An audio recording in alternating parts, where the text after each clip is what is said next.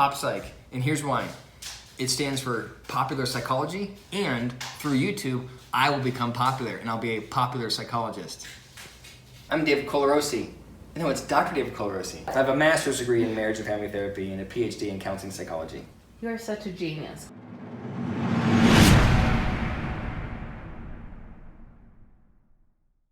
This morning I woke up, checked my phone, and I saw a notification about Bryan Callen.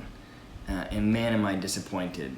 He was accused of multiple counts of sexual misconduct, including rape, over the last 20 years. I don't know if you know who Bryan is or not, but he's a really well-known comedian. He was on that show, The Goldbergs, as a coach. He had his own show recently called Schooled. He's the co-host of the Fighter and the Kid podcast, which is, I think, a hilarious comedy podcast. So I follow Bryan. I listen to the Fighter and the Kid, and Bryan always comes across as a very affable, kind, thoughtful, well-grounded guy. And I just am so frustrated with the idea that someone who I have always viewed in a positive light could do something or do things that are so egregious. And what's really surprising about it, or sort of further frustrating about it, is that it comes on the heels of Bryan's best friend or good friend, Chris D'Elia, also a very successful comedian, getting in trouble, sexual misconduct. In Chris's case, there were accusations of him soliciting minors, also very egregious behavior. And Chris, again, is someone who has always struck me as being kind, thoughtful, jovial, right? Just sort of a fun guy. And yet here we are, both Bryan and Chris vehemently deny the allegations, but there are enough corroborated stories, email chains, text messages, that it feels like there's truth here. Obviously, I don't know what happened and what didn't happen, but I do believe that the women, the victims in this case, or the survivors in this case, really feel like they were wronged. And this is a pattern that we have seen happen over and over and over again over the last several years. I don't think it's a new thing. I think maybe it's being caught more frequently as of late.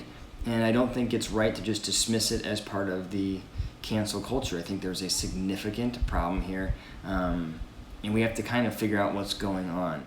So I thought it would be valuable for this video to talk about how people that view themselves in a positive light, people that think they're good, can act in such atrocious ways. But before we jump in, I have to do the shameless request for likes, so go ahead and click that like button below. It really helps with the YouTube algorithm. And if you enjoy the channel, which I hope you do, please subscribe and hit the notification bell, and that way you'll be alerted every time a new video comes out.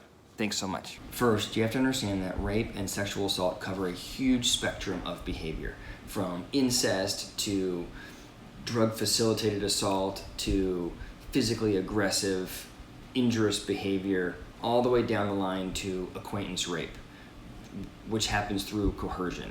Acquaintance rape is by far the most common type of rape. Interestingly, about 80 or 90% of rapes fall into that category, where someone is raped or assaulted by someone they know, and sometimes someone they know very well. People are usually less fearful of acquaintance rape, even though it is so much more likely. But to be clear, it is absolutely rape. It is just as psychologically and emotionally damaging as rape by a stranger. There's a misnomer here that because it's not as aggressive in style, that it's not as damaging. It is absolutely, the data is overwhelming. It is absolutely as psychologically damaging. But I do think it's worth parsing out the difference in mentality between a perpetrator that uses a drug to facilitate a rape, or who physically assaults, aggressively damages or injures or threatens somebody, versus somebody who has coerced them or used their relationship to have sex. In the case of incest rape, drug-facilitated rape, stranger rape, the perpetrator sets out from the get-go to take advantage of the victim. In the case of acquaintance rape, the perpetrator sets out from the get-go to seduce the victim. And if the perpetrator's position of power, relationship, or the victim's sense of obligation, sense of guilt, whatever, gets in the way of her forcibly rejecting him and pushing him off, it's possible for the perpetrator in an acquaintance rape not to recognize that there's no consent. It's possible for him to think, oh, I've just succeeded in convincing her to have sex with me. I've just successfully seduced her, which is why it's really important that in a sexual relationship, both parties seek agreement, not just the absence of rejection. So with that in mind, think about the life and experience of a celebrity. You have a great deal of social power, lots of money, lots of success in romantic relationships. In many ways, you get what you want.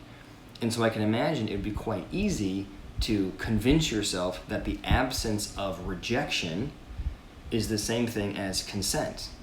And so over the course of a 20-year career, I wonder if someone like Bryan Callen can inadvertently rack up a horrific list of atrocious behavior. And the question is, do they even recognize what they've done? Without question, the impact is horrific, right? I just wonder, are they aware of it? Right? I don't know. You would think that someone like Bryan would be asking for consent, seeking agreement. You would think that he would know better, that he'd be concerned enough about how his partner is doing to be able to recognize that there's no consent there. I don't know. The reality is it doesn't really matter. These people need to be held accountable. The behavior is wrong. The impact is devastating. It's a terrible and disappointing situation. Anyway, that's my perspective. I'd be really curious to hear what you think. Please, in the comments, give me your thoughts and opinions. Thanks. Oh, like and subscribe.